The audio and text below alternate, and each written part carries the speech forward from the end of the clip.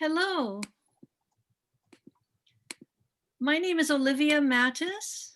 I'm president of the Sousa Mendes Foundation. I'm delighted to welcome you to today's fabulous program. Today's program is part of a series we've been running since last April on beautiful stories of rescue, resistance, and hope. And the Sousa Mendes Foundation honors a rescuer named Aristides de Sousa Mendes, who saved thousands of lives in 1940 against the explicit orders of his government, and he was harshly punished.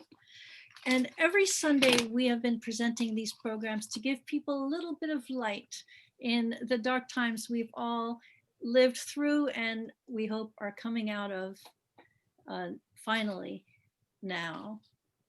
And I've been so looking forward to bringing this program to you, this film, this beautiful film, Broken Branches, from film director Ayala Charot.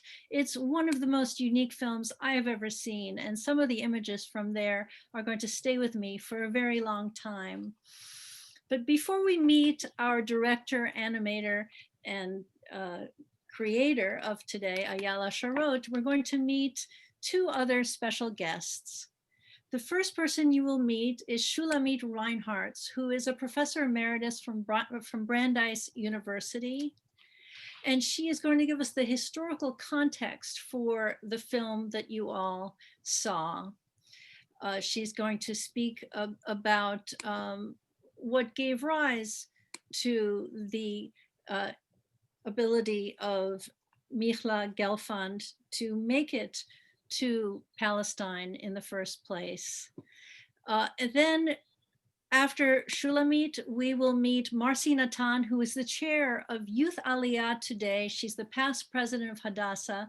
And I do have to thank one of our audience members, Joy Pollack, who wrote to me saying that we absolutely had to have a representative of Hadassah on the panel today because of the close connection between the history of Hadassah and Youth Aliyah. And boy, I was so glad when Marcy accepted to join the panel. So I'm so grateful to our three speakers. And first we will start with Shulamite Reinhardt. So Shulamite, how are you today?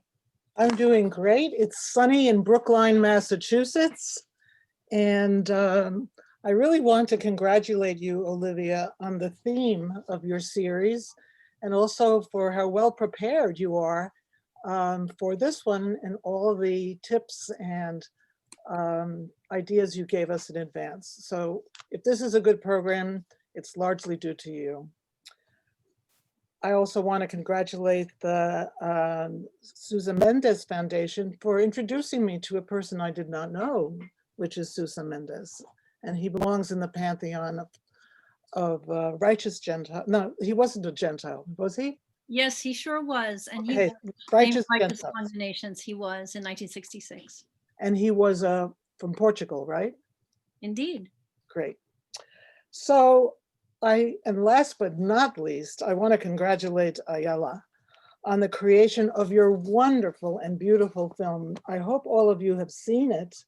And I think that it's impossible to see it and not enjoy it. Obviously, there are many ways that I could comment on this film, but I have chosen to focus, as Olivia just said, on how Michla was able to survive. My overall point is that her survival was not random.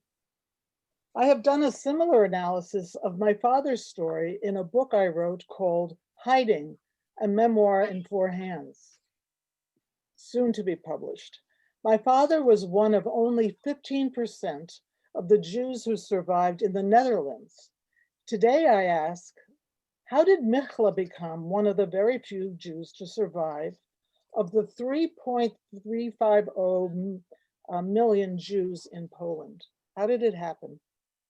As we know, Michla's immediate family had 6 members, a mother, a father, 3 daughters, and 1 son, all of whom perished, except Michla.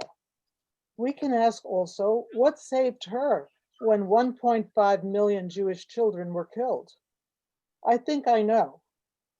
What saved her was her Hebrew education, her affiliation with Zionism, her personality, and the availability of a British certificate to immigrate. We know from the film that Michla grew up in a family where her father was a passionate Zionist. Without the emergence of the Zionist movement, she would not have gotten out of Europe. Zionism offered a concrete idea and a path for leaving Holland. It offered hope, tikva. For young people, the way to act on Zionism was to join a Jewish Zionist youth group. One such group had recently been established in Galicia, Poland, where Michla was growing up. This new youth movement, one of many, was called Gordonia, and it was named for Aleph Dalet or A.D. Gordon, who was an inspirational, idealistic individual. And Matthew, could we have a look at what A.D. Gordon looked like? That's him. He looks like a prophet, doesn't he? Or not necessarily a guy that young people would be attracted to. But he was the founder of an ideology that was as inspirational and idealistic as he was. He said, and I quote, "We Jews were the first to proclaim that people are created in the image of God.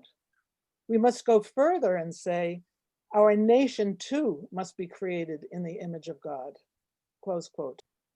The topic of how Jews should relate to the Arabs was one of the examples he gave. He said, quote, "Our attitude toward the Arabs must be one of humanity and one of moral courage, which remains on the highest plane, even if the behavior of the other side is not all that is desired. Indeed, their hostility is all the more a reason for our humanity." Gordonia youth in Poland were excited to make Gordon's ideas and dreams come true. Gordonia stood for building up Eretz Yisrael, educating its members in humanistic values, giving rise to the renaissance of Hebrew culture, and self-labor, which meant not relying on Arabs or other Jews to do one's work. However, Gordonia was not dogmatic.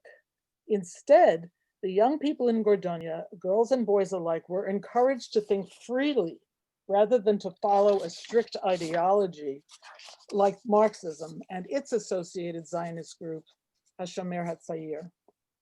Another factor in Michla's survival, I believe, was that she received a good Jewish education and achieved a terrific command of Hebrew. You can see that in the various documents that Ayola shows us. This was also part of A.D. Gordon's ideas, as I mentioned, the renaissance of Hebrew culture. When Michla joined Gordonia in Poland, the most important move she made in her life, she acquired a connection to the Gordonia organization in Eretz Yisrael as well. Pinchas Lavon, the actual founder of the movement, had already made Aliyah to Palestine with the Gordonia group and had settled in Kibbutz Holda. This meant that Gordonia youth movement had proven itself. Kids could join and truly go to Palestine. And Gordonia became a bridge between Poland and Eretz Yisrael. Conversely, this also meant that the Gordonia organization in Eretz Yisrael could send a shlicha or emissary in the other direction, back to Poland, to find young Jewish teens in the youth groups. Khabalovan was one such emissary. She went to the Gordonia summer camp in Galicia from Eretz Yisrael in summer 1937, when Michla was 15 years old, the age of the kids that the Gordonia movement wanted to bring to Eretz Yisrael. Of the 25 youngsters in the Gordonia summer camp, Khabalovan chose 4 to send to Palestine. And Matthew, could you show us the next slide? For those of you who can see the bottom of it, it says Moshavat Kites. That means a summer camp or summer settlement, Shel Gordonia. You see that in Hebrew? They didn't even write it in Polish. They were so committed to using the language of the Hebrew Renaissance. And maybe Michla is in there somewhere, but I don't think so, because it says 1938, and she went to Palestine in 1938. Look at their uniforms. Look at the girls and boys all mixed together. These are Jewish children who were probably saved. Khabalovan shows 4. Can you imagine doing that? I think Chava saw Michla as a smart, talented child who wrote the school newspaper and could draw and sing. Moreover, Michla understood Hitler's danger to the Jews, not in its detail, but as a symbol, as we saw in her drawings, and you will see or have seen in Ayala's films. Why did Khabalovan choose so few children? Why didn't she try to take all 25 of them? The reason, according to Ayala, is that Chava had only a certain number of certificates from the British government allowing Jews to immigrate to Eretz Israel. The British didn't want to offend the Arabs living there. If the British had issued more certificates, Chava might have been able to get 2 or 3 of Michla's siblings into Eretz Israel as well. We can blame the British in part for the deaths of these 3 children. The next factors, and I'm coming to the end, that contributed to Michla's survival were that her parents had enough money to pay for her trip, and they allowed her to go. In general, money was a factor in saving many Jewish lives in a variety of ways throughout Europe before World War II and during the Holocaust. Without a youth group, without money, and without willing parents, the Jews of Poland didn't have a chance. From the film, I get the impression, and maybe Ayala can comment on this, that Michla was a feisty, independent, positive teenager, which gave both the emissary and her parents confidence in her ability to leave their house and go to Eretz Yisrael, and which made her integration into that society successful. Michla arrived in January 1938. In November 1938, we had Kristallnacht. She was not there. She arrived in Eretz Yisrael as part of a Gordonia group. Khabalovan was waiting for her and the others at Ben Shemen as a house mother. Michla had been saved. Now Marcy Natan will give you a little more background on Youth Aliyah in the past and also on what Hadassah has done with Youth Aliyah today. Thank you, and I hope you enjoyed the comments. Thank you, Shulamite. My thanks also to not just Olivia, but everybody that worked to create this amazing series. I know for all of us who are kind of housebound now that it has been a wonderful privilege to be able to participate. And Ayala, I will speak a little bit more about it, but we are really going to be discussing a jewel of a short film, and I'm honored to be with you. I want to start by saying that in 1932, a self-proclaimed dreamer and also a writer of fairy and folk tales, German Rebbitzin Recha Freya, was visited by a very pale young man who had just lost his job in Germany, lost his job because he was a Jew. He said he and his friends were coming seeking help. Could she, through her connections, help them to get jobs? Recha Freya, the dreamer, and here I say, when I watch the film and I see the illustrations, the birds, the flying people that remind us of Chagall, Ayala, I see the dreamer in you as well. She came up with the idea that rather than try and find a place for these boys to work in Germany, that they needed to go to Eretz Israel. Now, they too came out of already a program, a Zionist group that they were members of. In October of 1932, the core group of about 6 children, along with an additional about a half a dozen others, so a total of 12, the first group, all boys, left Berlin en route to Ben Shemen. Ben Shemen being at the time one of a number of places where these children could be housed. They traveled under the banner of the unique concept of rescuing children, not families, just children. And the understanding was that these children would be the future of the Jewish people. The movement was to become known as Youth Aliyah, and ultimately 12,332. And I give you the exact number because if it was one less or one more, it would have been the difference of a human life. 12,332 youth were rescued from Nazi oppression in Europe. There were additional children rescued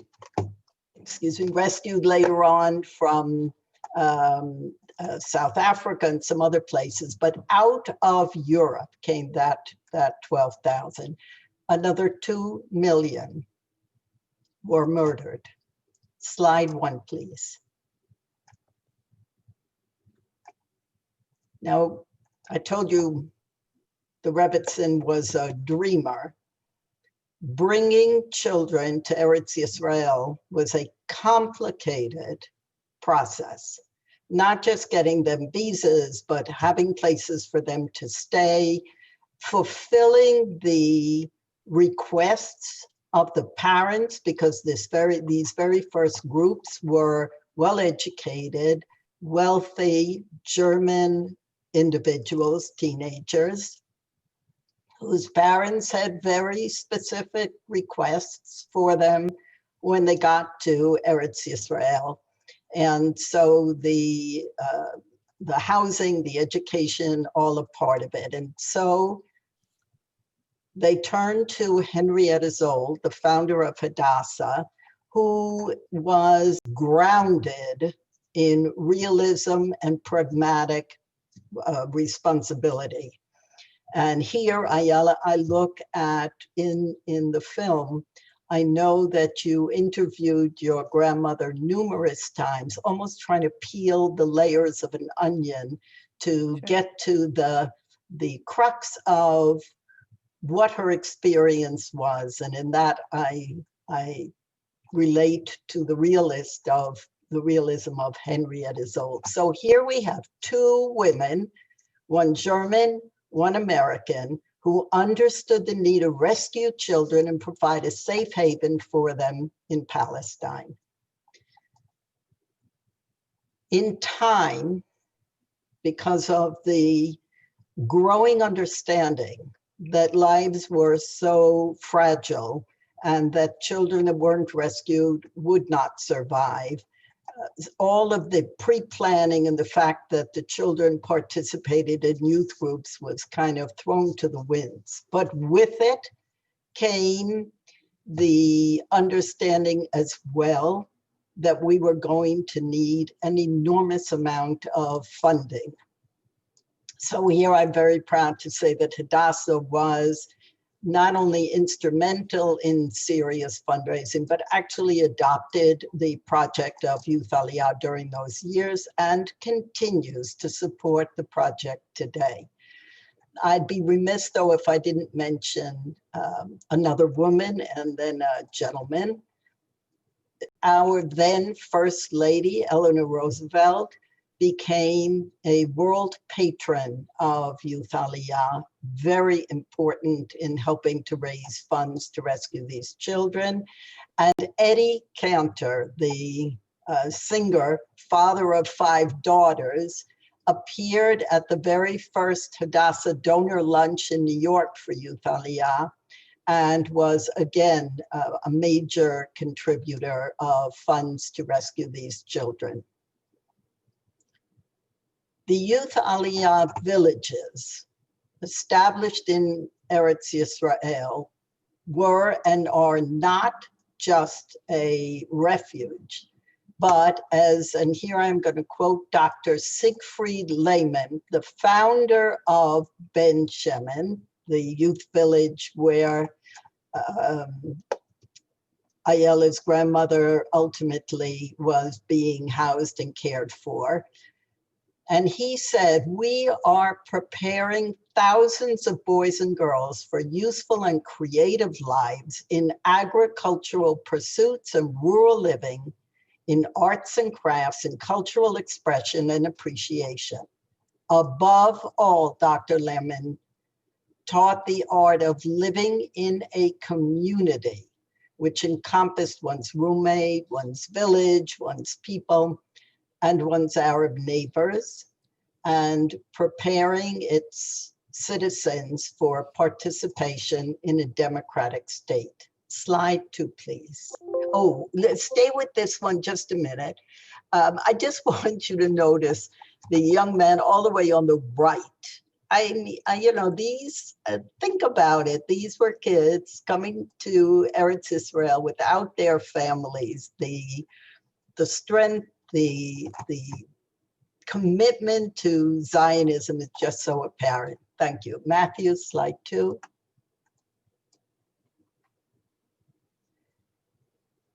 Today, Israel's Youth Aliyah villages are a home for Jews and Arabs, Druze and Bedouin, as well as students from the former Soviet Union, and still many Ethiopians who made Aliyah some years ago.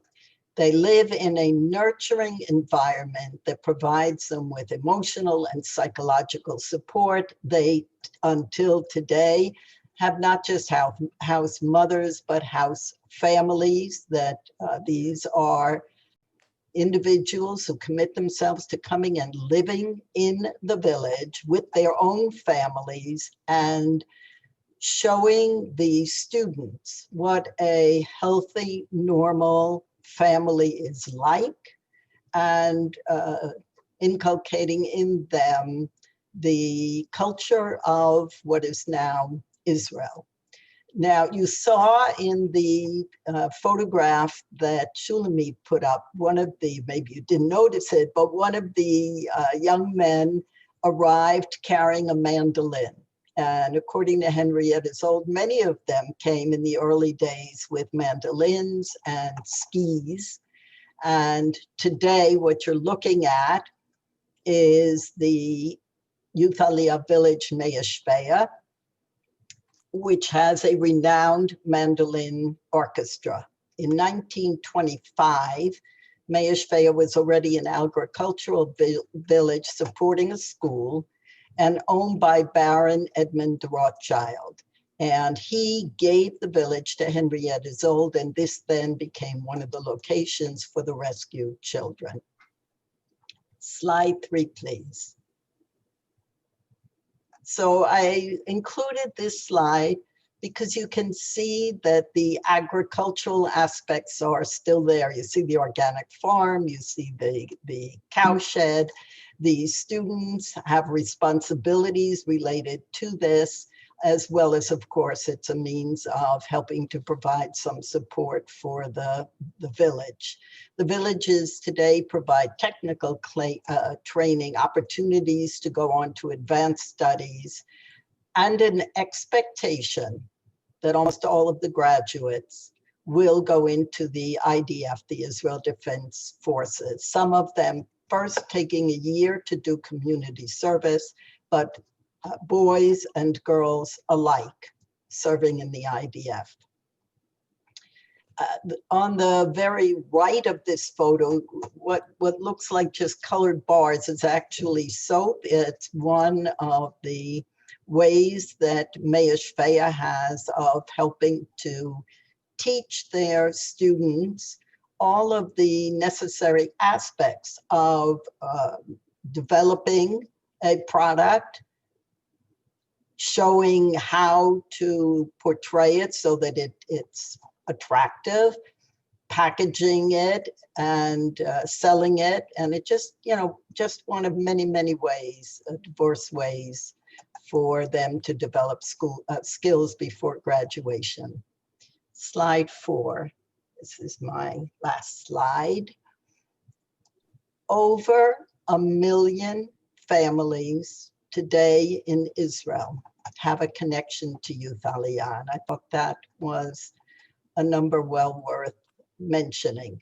Currently, about 700 students living in the villages, and this young man is in a village called Ne'arim, a beautiful setting on the sea outside of Netanya. About 700 students come in from the former Soviet Union, again without their families, and are housed and educated in Youth Aliyah villages. The mother of Dan, one of these graduates, wrote to the school, to the staff, and I will close by quoting her remarks. She wrote, "I want to thank the staff, saying you provide young men and women with the opportunities to grow and enter their adult lives with strength, confidence, skills, and kindness." And I now have the privilege of turning it over to Ayala, who will take us through the making of her extraordinary little gem. Ayala. Thank you, Marcy. That was very interesting. And thank you for your kind words. So hi from warm Israel, from Tel Aviv. I'd like to tell you that how the making of the film actually began. So our story begins at 2007, when I lived in England for a couple of years. And being a foreigner myself in a different country, I kept on thinking about my grandmother. What was it like for her to be in a new country with no language, no parents, as a teenager? And I just knew that I have to ask her more about her story, and then it has to be a film. So let's start with the first slide, please. Okay, so when I asked my grandmother, Michal, about, I would like to interview you, the first thing she told me was, why would you like to make a film about me? Because she's a very modest person. My grandfather, who was alive back then, was the hero of the family. He was Zionist, and he was like a big hero. And the first thing she told me was, why don't you make a film about grandfather? And I told her, no way, no way. What I find interesting is actually the little stories, the personal stories. I wanted to make the audience feel what was it like to be a teenager in a new country. Next slide, please. So this is Michla Gelfand in the middle on the ship, Polonia. And next slide. And this is my mother, who's a psychologist. And the funny thing is that my grandmother, Michal, never told this story to my mother. And my mother always asked her, of course. But during the 60s and the 70s in Israel, the atmosphere towards the Holocaust was quite different. And people really wanted to distance themselves from the Holocaust. And my grandmother just, it's not that she wouldn't talk about it, but she always presented her story as a non-story. So when I grew up and I started digging and I started asking the questions, suddenly she found herself opening up to me rather than my mother. And that happens with the third generation of Holocaust survivors in Israel. That sometimes they get to hear the stories rather than the second generation. Next slide, please. Can we go to the next slide, please? Lovely, thank you. So this is Michal, and she's a happy-go-lucky sort of person, which is, I think, like Shula suggested, it had a very significant role with her coming to Israel, because she was not just chosen. She was chosen because she was that sort of person, that very optimistic, positive person.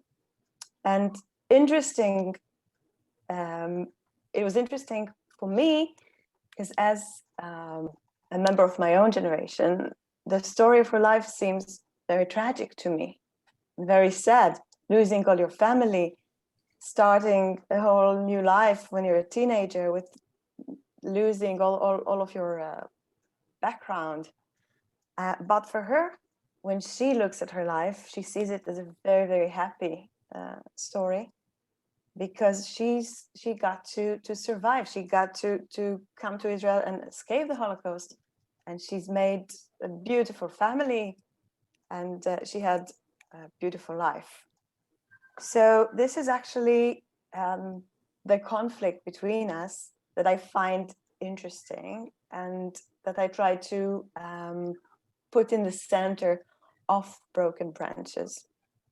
And to do so, I used various visual language, and each visual language actually shows us a different point of view. Let's start. Next, please. Okay, so the visual styles. Next. First of all, we have Michal during the present. Next.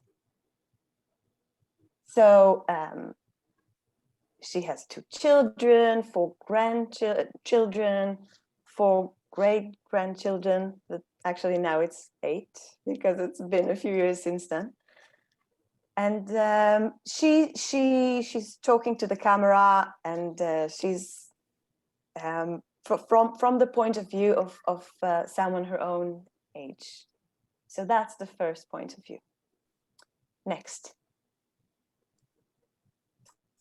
Okay, so memories. When I came to visually describe memories, I wanted to visually capture the feeling of something that's fading away, something that you're not sure if you remember, images that are changing, visuals that keeps on morphing into each other. So that's why I use this language of liquids and fading in and out. Next slide, please. Peter Doig, I think he's German or Austrian painter. There's also Marlène Dumas, who's a French painter, which really influenced my work. Next. Luc Tuymans as well. And then we have Chagall, that most of you probably recognize from the film. I just couldn't imagine a Jewish state or a Jewish town without thinking of Chagall as a main inspiration. And there's also Van Gogh. Next slide, please. Specifically, this image inspired me when I designed the visual of Ben Shemen during the night. But really, as a visual artist, I couldn't paint a brushstroke without thinking about Van Gogh, especially in this film. Next. Okay, Michal as a child. Now that's a completely different point of view. Let's watch the visual and I'll explain. Here, when Michal is she's showing me the school newspaper, the Hebrew school newspaper. The whole story is sweet and naive and ridiculous, and at the same time it's horrifying and terrible. And that sort of mix you only get from the mind of a 9-year-old kid. That Hitler could become a dog. So I found this silliness and naive point of view very interesting, and I wanted to make that come to life with the visuals as well. Next slide, please. Illustrations and make them look more like the 20s and 30s illustration of children's books. So let's see the sketches that I made.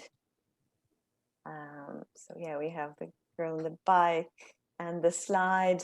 You see some rough sketches, which I later on changed into more stylized sketches. Next. And Hitler is really ridiculous, but just the idea of Hitler as a dog that was written in this newspaper was so ridiculous that it had to be matched with a ridiculous illustration as well. Next. Thank you. Yeah, let's go for the next point of view. Okay, Zionism. The fourth point of view was Michal when she comes to Israel, and suddenly everybody has to be the same. Everyone has to lose their old identity, and you know they had friends coming from Europe, all over Europe. It was like Russia and Poland, Hungary. And they all had to forget their old language and forget their old clothes and become proper sabras, like born Israelis. Next. Some of the visual inspiration was the propaganda posters of the Shamir brothers from the same period, which are classical graphic designers for propaganda posters at the time. So that was a big influence. Next, please. So if we have already 4 points of view of Michal in different ages, there's also the point of view of me as a director. Next, please.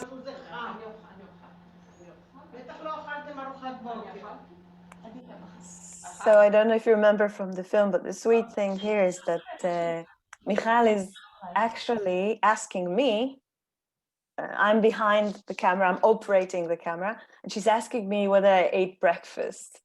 And through the camera, I tell her, no, I ate a little bit, I had some cornflakes. So that's another point of view, right? Because I'm not just the director, I'm also her granddaughter. Next, please. Next. And this bit describes her subconsciousness, right? When she comes to Israel and she brought all these things that you know, like the nightgown, that later on she felt very ashamed of that nightgown. So this visual style is actually what I called the symbolic subconsciousness of Michal. But that's also my own point of view, right? Because there's no way for me to know exactly what she felt at that time. So that's my own projection on her story. Next, please. Next. Okay, the bear. So when in the bear scene, I think you have the most intense conflict between those different points of view. Because when Michal and Sarah tell me about the bear, they present the story as the most hilarious story, and they laugh as they tell it, right? The rural area, Khabalovan, the house mother, had to teach him how to take a shower. So she took him to the shower and made him shower, taught him how to shower. Now for me, that was a very tragic story. I was thinking about being in a new country. I was thinking about puberty and the embarrassment and the shame that puberty brings with it. And I kept on thinking, that's a horrible story. That boy must have felt so bad. So in this scene, he became a bear who's crying.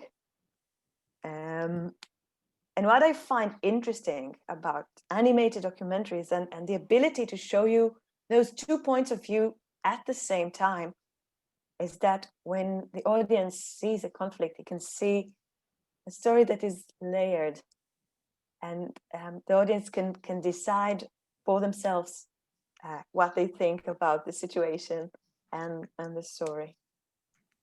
Next, please. So yeah, we have everything together, all the points of view. Now, that part is very significant for me because when I finished making the film, my grandmother, Michal, she didn't see a single frame. She only had the interview. And I really didn't know how she's going to react to the images that I created for her story, because I put so much of myself in the story. And this scene, for instance, it's a very, very sad, very powerful, very hard scene. And I was quite anxious to see how she would react. So the first time she was quiet when she saw it. But then again, as she's seen the film more and more times, she later told me that that's actually one of her favorite scenes because she thinks it's powerful. And I find that this scene encapsulates a lot of feelings that she wouldn't give me during the interview, stuff that she wouldn't say, but then I was able to visualize it and give it the outlet. Next slide, please. Okay, so what you are hearing is the sound of the green screen studio, and what you're seeing is the silhouettes, but here are the actual girls who are helping me do this. And that's the Van Gogh inspired state. And this is my father pretending to be an old rabbi. This sweet little boy is a friend, is the son of a friend of the producer. And the dog kept interrupting.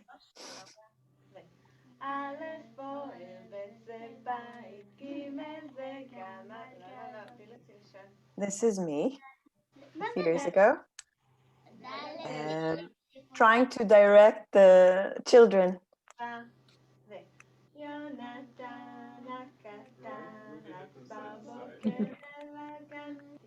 So they say that the most challenging thing is directing children and animals, and we had both of them that same day.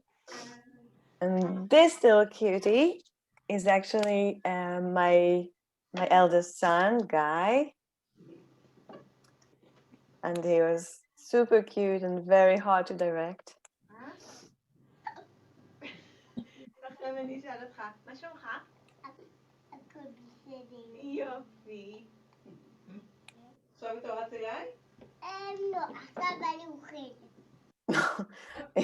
We were asking him, are you going to come to me? And he said, no, now I'm going to eat. Here we are playing the roles of Michal's mother, Zettel, and Michal's little brother, Naftali.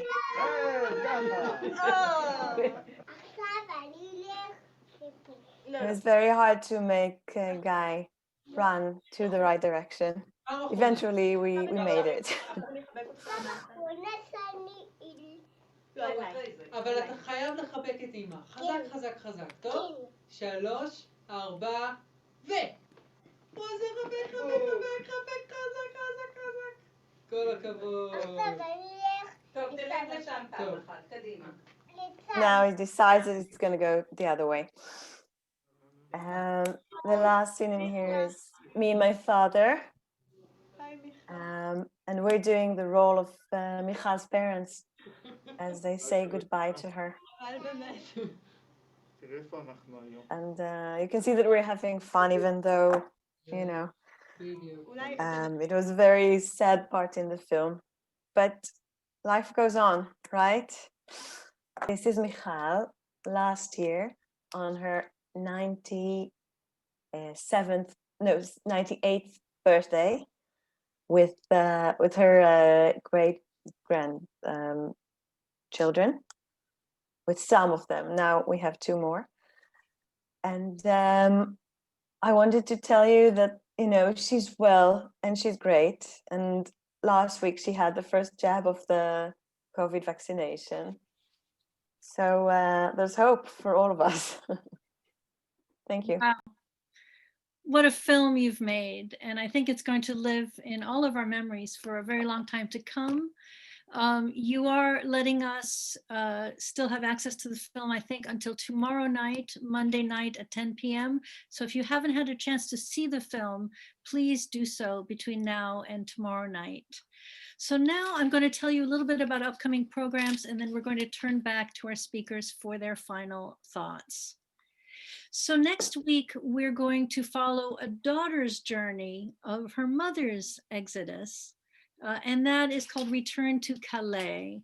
It's the story of Didi Goldenheart, who retraces the footsteps of her mother's exodus using her mother's diary as a guide. And that's a very tender and short film. That's a film that we're going to see actually together at the top of the hour. So there won't be a film to see in advance. We'll all watch it together. It's only 15 minutes in length. It's a free program, and I urge you all to sign up. The following week is another free program, and that one is called Escape to Ecuador, and it's the story of Ecuador as a safe haven for Jews during the Holocaust. And we're going to have someone who escaped to Ecuador himself. We're going to have the filmmaker, and that's going to be a very interesting hour as well. And in that case, you will see the film in advance. That is another free program. Then in 3 weeks' time, we have our next ticketed program, and that is on the great and important story of Hannah Senish. If you've heard of her, you will not want to miss the program. And if you have never heard of her, you will especially not want to miss this program. So we're going to see the film called Blessed is the Match. And right now we're going to see a little trailer for it and then come back to our speakers for their final thoughts. December 26, 1943. Darling Mother, I'm starting something new. Perhaps it's madness. Perhaps it is dangerous. There are times when one is commanded to do something, even at the price of one's life.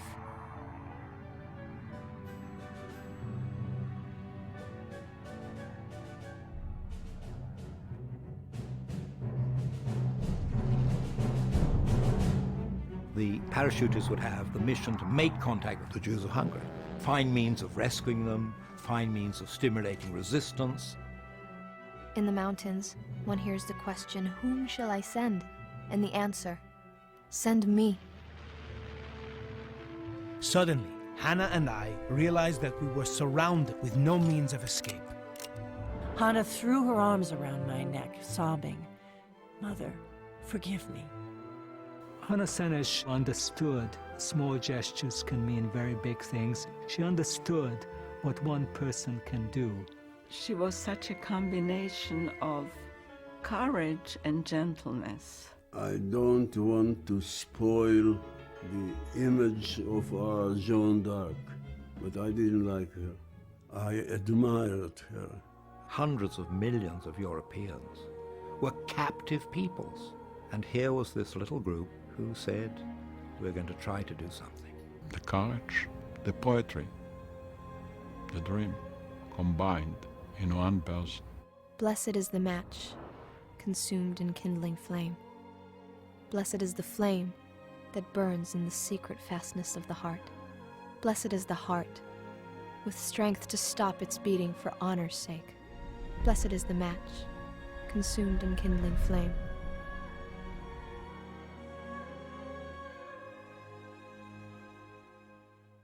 So we're going to have the filmmaker Roberta Grossman. We're going to have Michael Berenbaum, co-founder of the U.S. Holocaust Museum, and other special guests. So you will absolutely not want to miss that program on January 31st.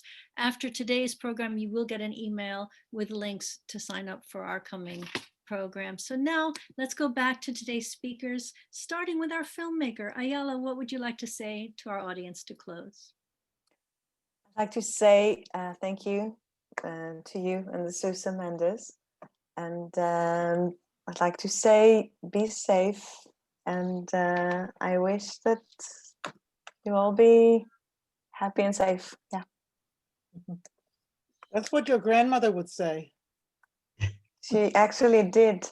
We had a little chat today on the phone right before this lecture. And I asked her, Safta, Grandma, what would you like to say to the audience? And that's what she said. Yeah.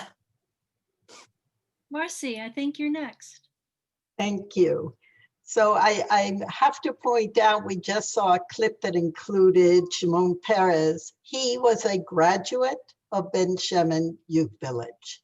And the closing remark I would like to share is a reminder that came from a recent graduate of Youth Aliyah. His name was Etgar.